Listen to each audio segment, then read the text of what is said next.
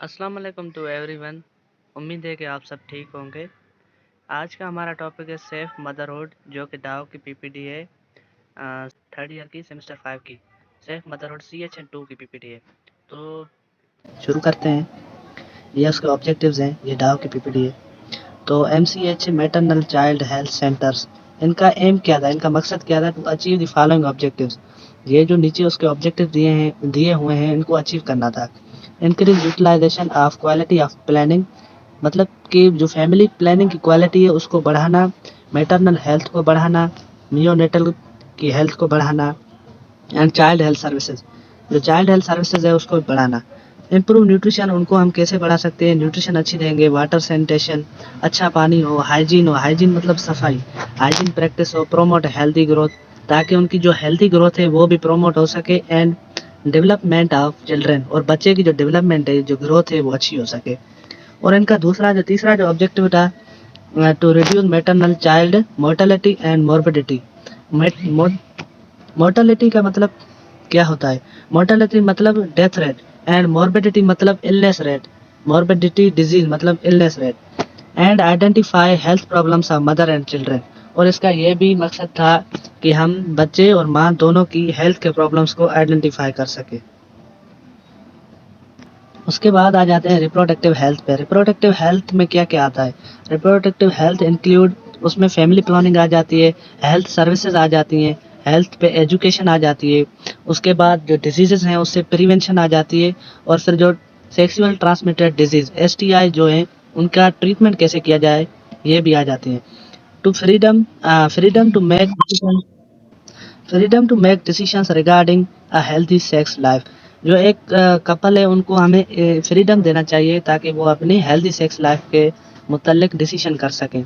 Assess to appropriate reproductive health services for both man and women, ताकि जो man है और वुमेन है दोनों को रिप्रोडक्टिव हेल्थ सर्विसेज प्रोवाइड की जाए।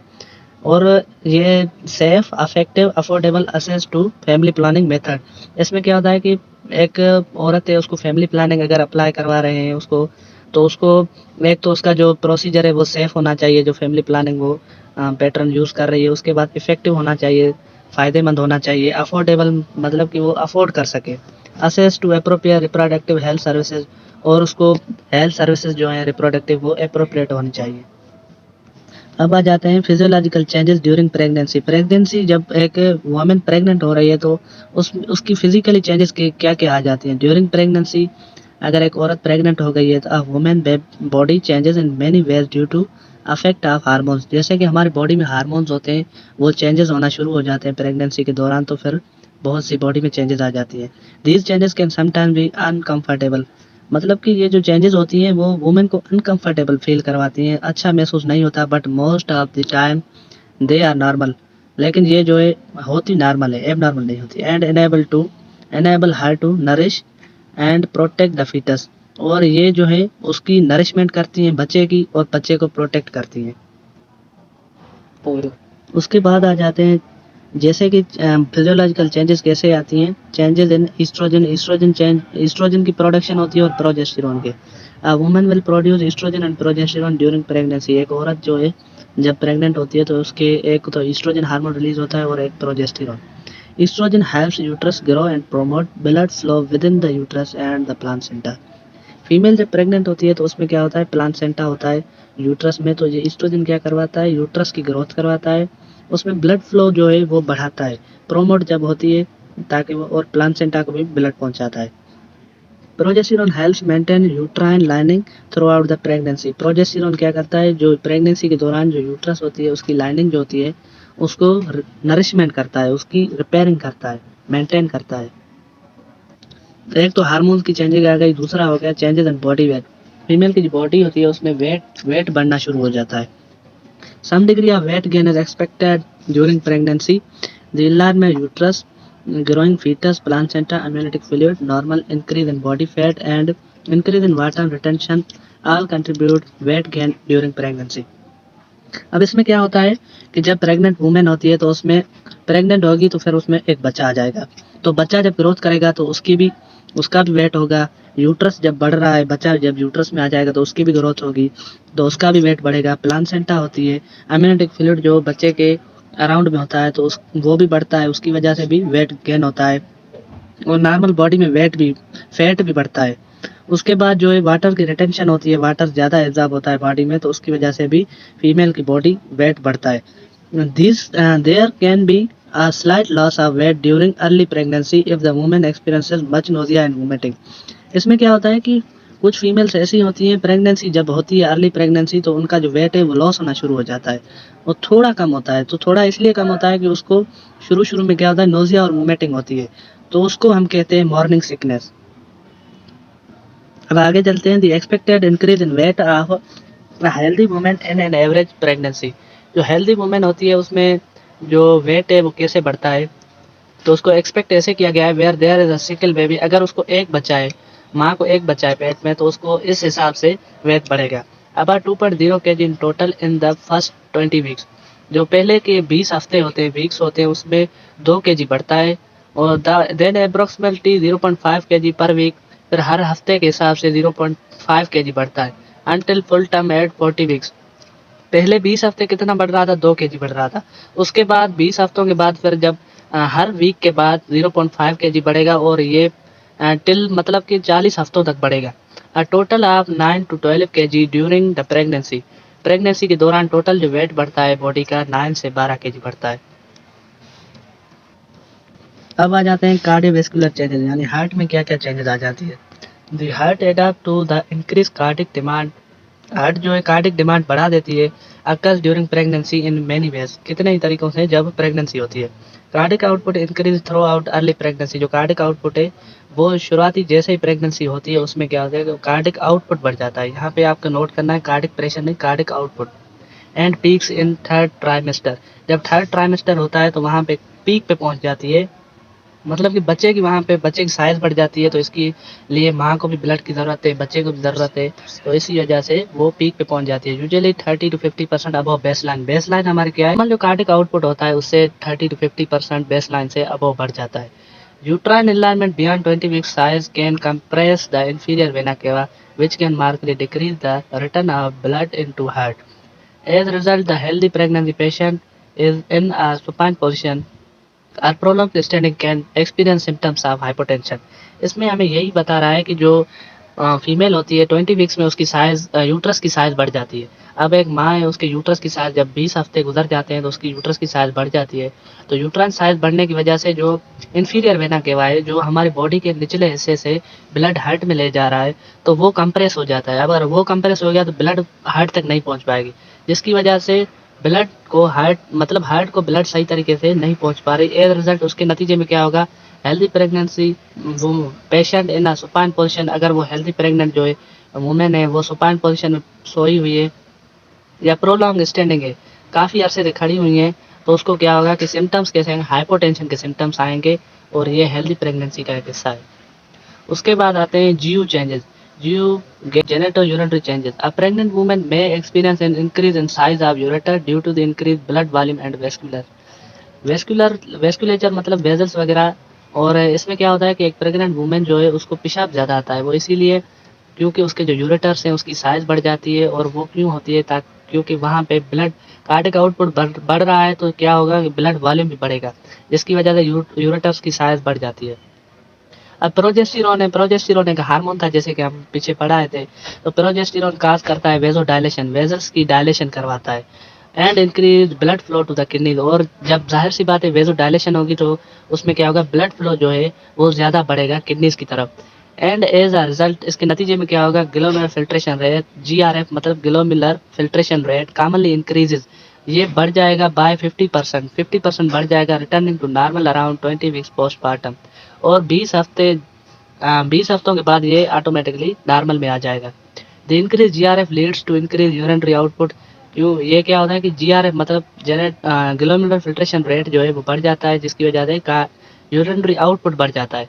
जब फिल्ट्रेशन ज़्यादा होगी तो यूरिन ज़्यादा आएगा, विच द वुमेन में experience as increase urinary frequency.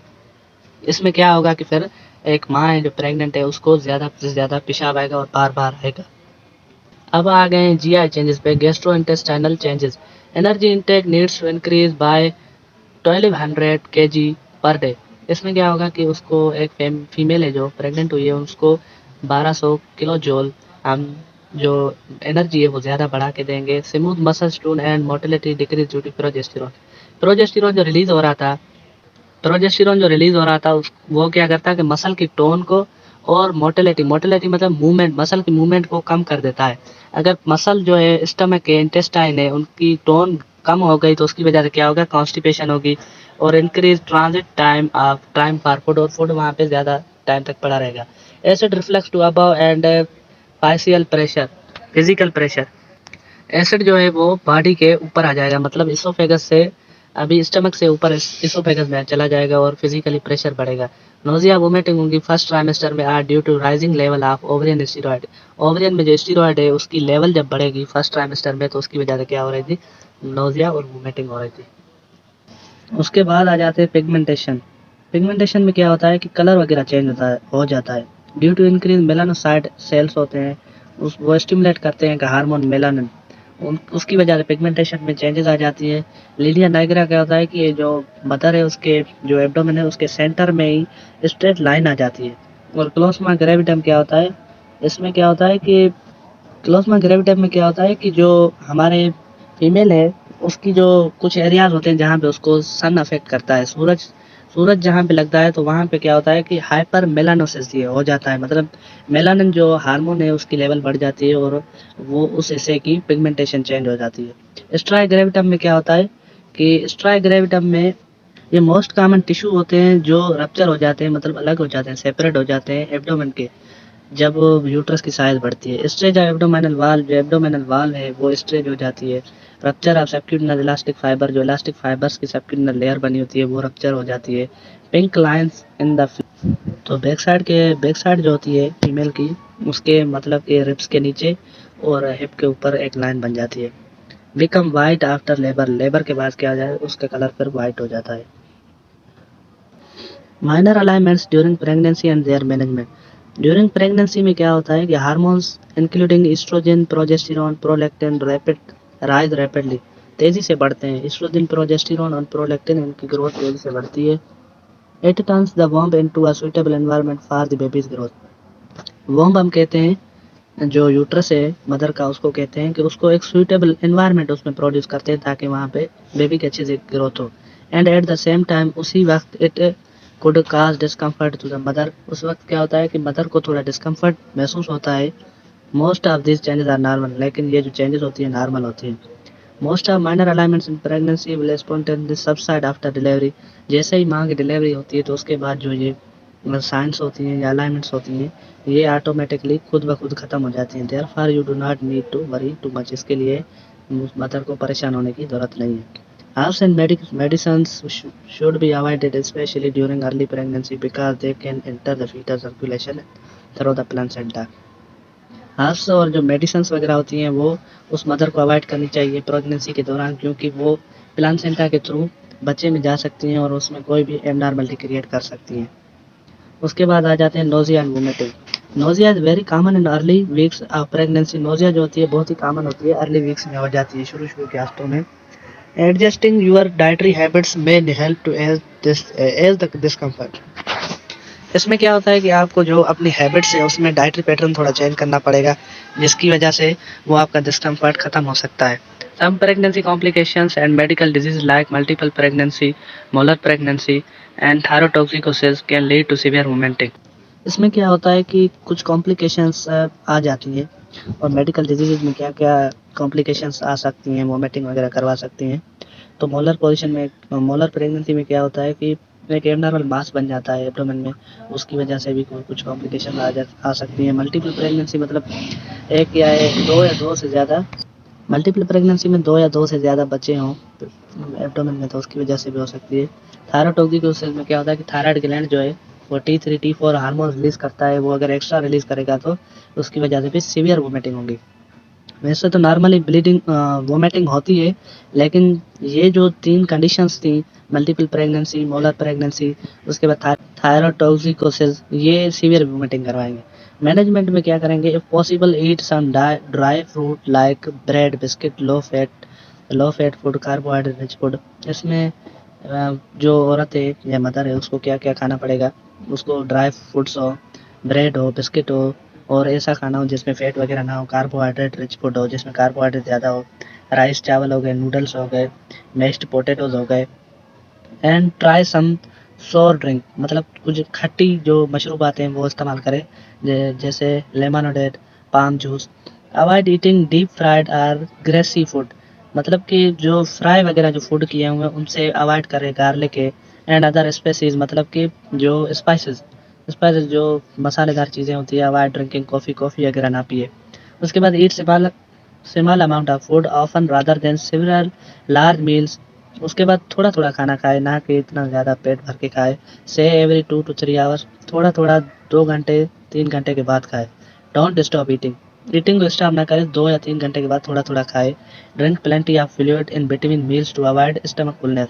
इसमें क्या करें कि औरत को क्या करना चाहिए, ज़्यादा से ज़्यादा फ्लूइड पीना चाहिए, किस टाइम पानी वगैरह पिए जब वो खाना खा रही है, ताकि स्टमक ज़्यादा खाने से फुल ना हो जाए। उसके बाद आ जाते हैं हम heart burn. This is very common during pregnancy, ये अक्सर प्रेगनेंसी में हो जाता है। The relaxation effect of progesterone on the oesophageal sphincter result in reflux of acidic fluid to the oesophagus causing irritation and heart burn. जैसे कि progesterone हमारा जो है प्रेगनेंसी के दौरान रिलीज हो रहा था, तो उसकी वजह से क्या होता है कि मसल जो है वो रिलैक्स हो जाते हैं। मसल रिलैक्सेशन की वजह से जो इसोफेजल स्पंचर है स्टमक और इसोफेजल के बीच में, तो वो जब रिलैक्स होगा तो जो एसिडिक फ्लूइड या वाटर वगैरह पड़ा हुआ है तो वो इसोफेगस में चला जाएगा, और इसकी वजह से इरिटेशन होती है और हार्ट बर्न होता है। मैनेजमेंट में हम ईट स्मॉल, उसको कहेंगे कि थोड़ा खाए, लो फैट मील, फ्रीक्वेंटली फैट, कम फैट वाली रोटी खाए, मतलब बार बार खाए, उसको अच्छी तरह चबाए, स्लोली खाए। अवॉइड स्पाइसी फूड, मसालेदार चीज़ों से अवॉइड करें।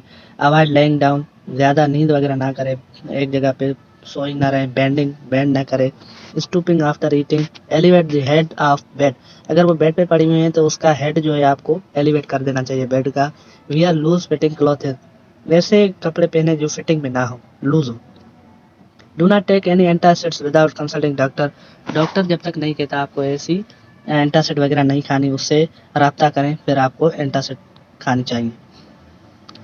उसके बाद आ जाते हैं constipation. The effect 10 to 40% for women, pregnant women, अक्सर जो है ये 10 से 40% वुमेन्स को कॉन्स्टिपेशन हो जाती है।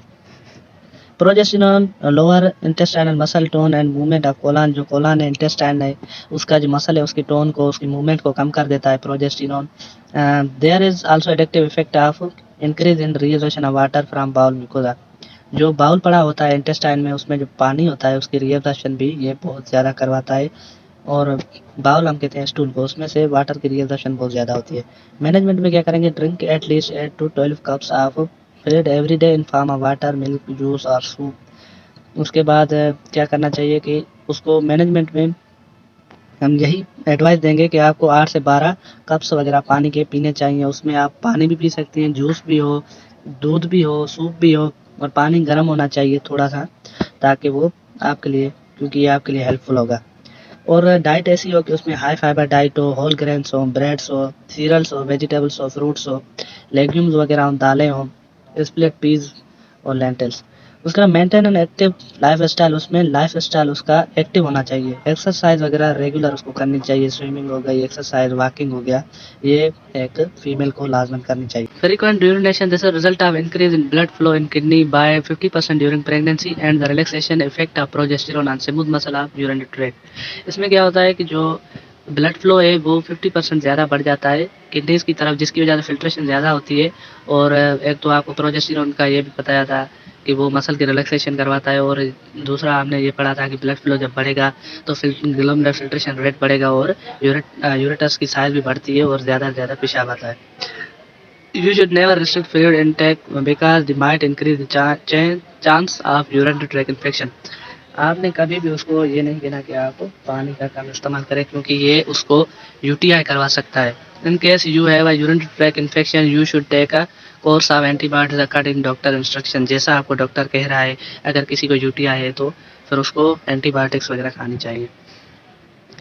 बैक एज, बैक साइड में pain, pregnancy strengths your back and posture. Pregnancy में अगर खड़ी हो एक वुमेन तो उसमें बैक में पोस्चर में मसला हो सकता है। To avoid a reduced backage, to avoid a reduced backage, avoid lifting heavy weights, wearing high heel shoes or standing for too long। अगर बैकेज से किसी फीमेल को बचाना है तो उसको हैवी वेट वगैरह नहीं उठाना चाहिए। उसके बाद शूज़ जो हील्स होती हैं वो भी ना पहने और ज़्यादा टाइम तक खड़ी भी ना हो। मैनेजमेंट में support your back with cushion, pillow वगैरह से उसको क्या करना चाहिए, सपोर्ट देनी चाहिए। Kneeling of all fours and rocking from side to side. Sleep on your side with a pillow between your legs. Legs के बीच में एक पिलो रख के उस पे आपको साइड पे सो जाना चाहिए। Sit with your back straight and well supported. आपको सीधा सोना चाहिए बैक पे सपोर्ट देके और सपोर्ट वेल सपोर्टेड हो। हॉट यूज हॉट और कोल्ड पैक ऑन दी सोर पार्ट ऑफ योर बैक। जहाँ पे बैक साइड पे अगर आपको किसी भी जगह कोई जख्म है तो वहाँ पे आपको हॉट या कोल्ड पैक वगैरह यूज़ करने चाहिए। अब आ जाते हैं मैटरनल मोर्टेलिटी डेथ रेट। माँ का डेथ रेट मतलब ज़्यादा माँ क्यों मर रही हैं। तो when a woman dies from anything, कोई भी मदर जो है किसी भी वजह से मर रही है, having to do with pregnancy, मतलब कि वो कोई भी वुमेन प्रेगनेंसी के दौरान किसी भी वजह से मर रही है तो वो मैटरनल मोर्टेलिटी में आ जाता है। It is called maternal mortality और maternal death. Mortality, maternal mortality या मैटरनल डेथ सेम बात है। Maternal death can happen while a woman is pregnant. ये तभी होती है जब कोई वुमेन प्रेग्नेंट हो, ड्यूरिंग लेबर या लेबर के दौरान कोई औरत मर गई, डिलीवरी में अगर कोई किसी की डिलीवरी चल रही है उस दौरान मर गई, या जैसे हमने पोस्ट नेटल पीरियड पढ़ा था, जब बच्चा पैदा होता है उससे लेके 42 दिन तक या 6 हफ्तों तक, उस पीरियड में अगर कोई फीमेल मर गई हैं, या फिर टर्मिनेशन ऑफ प्रेगनेंसी जब एबॉर्शन वगैरह करवा रहे हैं। तो एमएमआर हम पढ़ेंगे मैटरनल मोर्टेलिटी रेट में। मतलब कि आईडी काजेज मतलब इनडायरेक्ट काजेज में 17% और फीमेल जो है माँ की डेथ हो जाती है। एबॉर्शन के जब एबॉर्शन होता है तो उसमें 16% जो रेशो है वो मदर्स की डेथ हुई है सेप्सिस कोई इन्फेक्शन की वजह से। एक्लेम्शिया जब फैक्ट्स या फीवर वगैरह बढ़ जाता है उसकी वजह से 15% औरतों की डेथ हो गई है। पीपीएच पोस्ट पार्टम हेमरेज में 36% मतलब जो मदर्स है उनकी डेथ हो गई है। उसके बाद काजेज ऑफ मैटरनल मोर्टेलिटी, उसके काजेज क्या थे तो हम उसको आगे थोड़ा एक्सप्लेन करेंगे। पोस्टपार्टम हेमरेज, डायरेक्ट काजेज और इनडायरेक्ट काजेज, ये इनमें थोड़ा फर्क है। पोस्टपार्टम हेमरेज हमारा डायरेक्ट काज है। Postpartum haemorrhage is excessive bleeding. Postpartum haemorrhage में क्या होता है कि एक्सेसिव ब्लीडिंग होती है and loss of blood after birth. Birth के बाद बहुत सारा ब्लड, जैसे ही बच्चे की बर्थ होती है उसके बाद ब्लड लॉस हो जाते हैं। PPH is often defined as the loss of more than 5 ml और 100,000 ml of blood within the first 24 hours following child birth. जब चाइल्ड बर्थ हो उसके बाद 24 घंटों में अगर 500 या 1000 उससे ज़्यादा फीमेल का ml 1000 ml से ज़्यादा अगर ब्लड लॉस हो रहा है तो उसको हम पीपीएच में काउंट करेंगे। Skilled health care provider can stop the bleeding. कोई स्किलफुली हेल्थ केयर प्रोवाइडर होगा जो उसको ब्लीडिंग को रोक पाएगा। But if a health care provider with the proper knowledge and skill is not available, लेकिन अगर कोई हेल्थ केयर प्रोवाइडर उसको नॉलेज बहुत है लेकिन स्किल नहीं है तो a mother can die from losing too much blood. तो माँ की डेथ हो सकती है क्योंकि उसका ब्लड तो वो रोक नहीं पाएगा, नॉलेज तो है लेकिन स्किल नहीं है। PPH is responsible for approximately 36% of all maternal death. जो पोस्टपार्टम हेमरेज है उसकी वजह से अभी तक जो है जो परसेंटेज है 36% मदर्स की डेथ हो चुकी है। उसके बाद आ जाते हैं eclampsia. Eclampsia is the onset of seizures in a woman with pre eclampsia. Pre eclampsia के दौरान जब किसी औरत को या मदर को सीजर्स पड़ना शुरू हो जाते हैं तो उसको हम एक्लेम्शिया कहते हैं। With good medical care doctors can treat and monitor pre eclampsia. कोई अच्छा सा हेल्थ का मेडिकल केयर होगा या फिर कोई डॉक्टर ही है जो उसको ट्रीट कर सकता है और प्री एक्लेम्शिया को मॉनिटर कर सकता है। बट विदाउट केयर के बिना it can become dangerous and lead to death.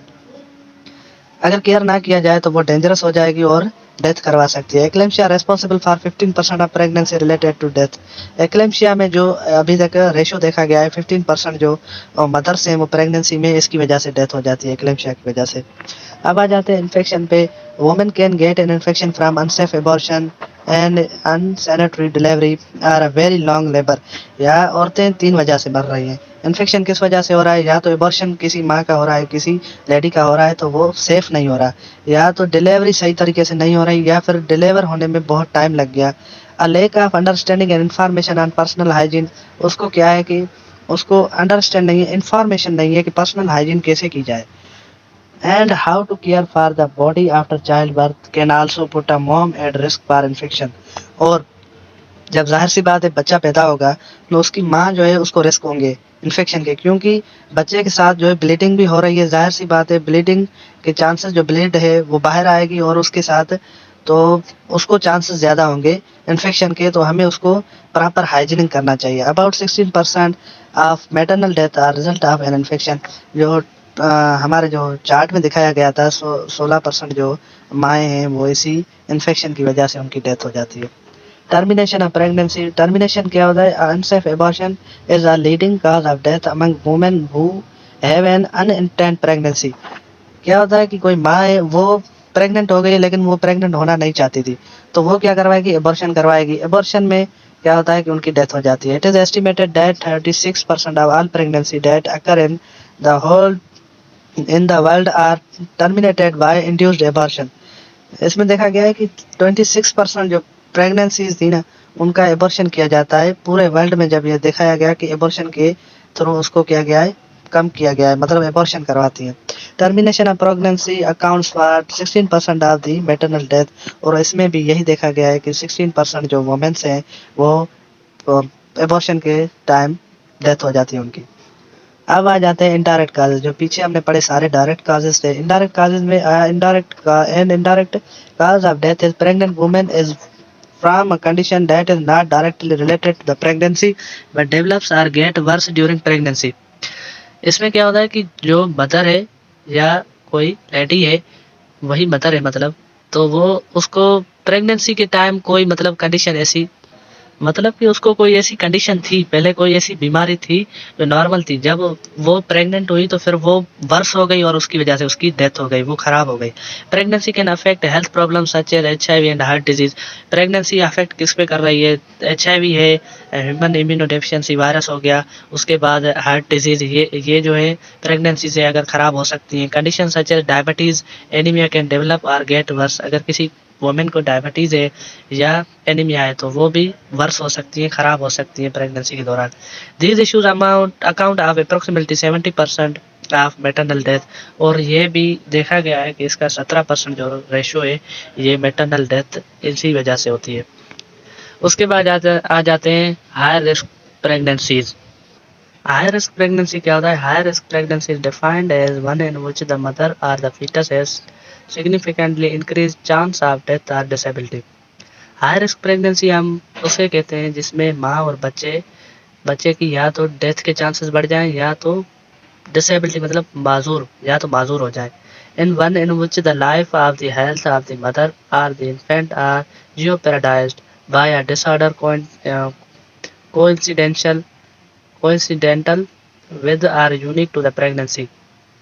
इसमें क्या होता है कि या तो माँ और बच्चा उसकी वो किसी मुश्किल में पड़ गए, हाई रिस्क प्रेगनेंसी में आ गए, वो किस वजह से? या तो कोइंसिडेंशियल डिसऑर्डर की वजह से या फिर प्रेगनेंसी की वजह से। Identification of HRPS high risk pregnancy की आइडेंटिफिकेशन कैसे की जाए? High risk pregnancy can be identified only if the women has access to prenatal care. High risk pregnancy हम तभी आइडेंटिफाई कर सकते हैं जब हम उसी औरत की प्रीनेटल जो केयर थी, मतलब प्रेगनेंसी से पहले जो केयर थी, वो अगर मालूम कर ले। Poverty, limiting access to the health care system and lack of ability of society and government to provide medical coverage to those unable to pay for these services are powerful factors that prevent access to prenatal care. Poverty limiting मतलब क्या होता है? गुर्बत।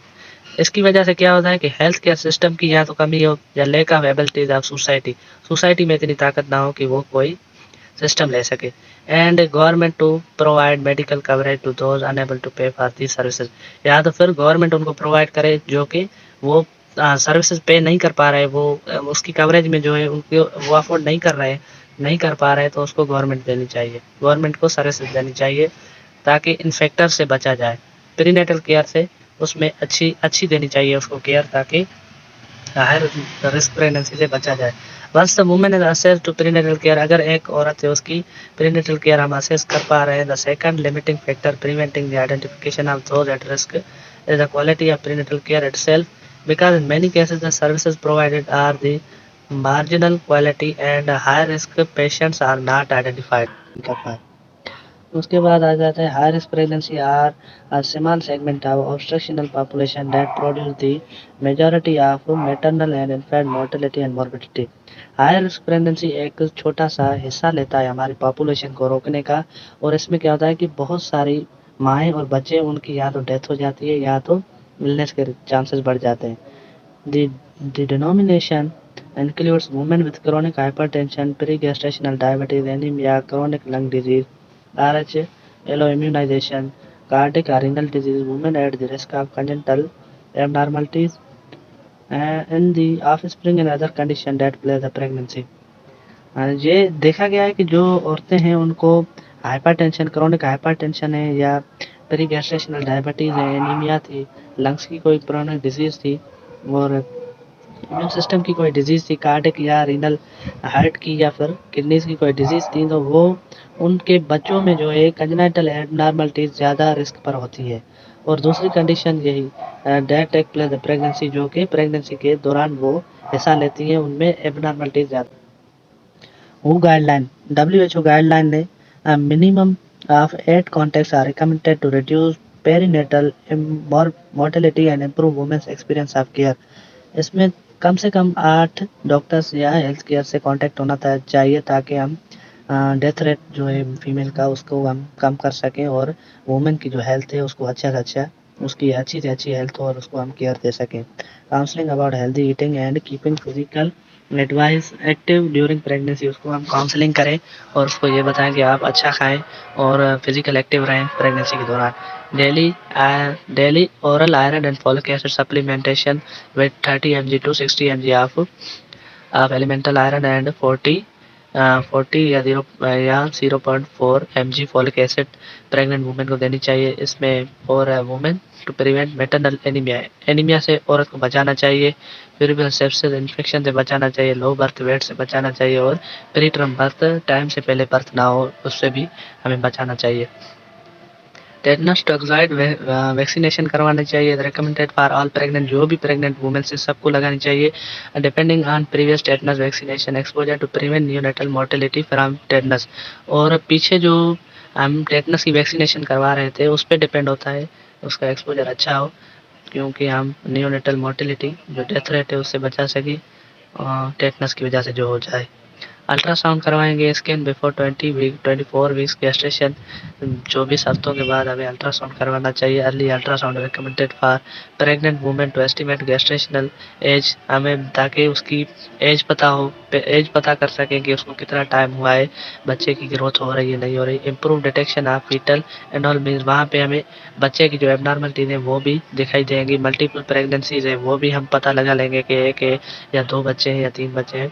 Reduce induction of labour for postterm pregnancy, और इसमें क्या होता है कि पोस्टम प्रेगनेंसी से भी हम बच सकते हैं, उसकी चांसेस कम हो सकते हैं, हमें पता चल जाएगा। And improve women's pregnancy experience, और इससे क्या होगा कि वुमेन का जो एक्सपीरियंस है वो अच्छा रहेगा और वो सही तरीके से बच्चे को जन्म दे पाएगी। Health care providers should ask all pregnant women about their use of alcohol, जो हेल्थ केयर प्रोवाइडर्स होते हैं उनको चाहिए कि वो उनसे पूछें कि क्या आप अल्कोहल तो यूज़ नहीं करती, यार कुछ और सब्सटेंसेस होते हैं वो तो यूज़ नहीं कर रही, या तो पास्ट में किए हैं या प्रेजेंट में अभी कर रही हैं, ये पूछना चाहिए।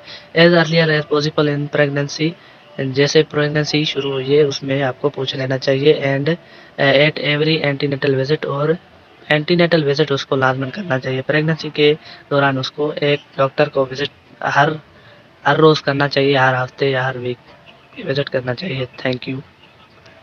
ये हमारा रेफरेंस था। Thank you so much.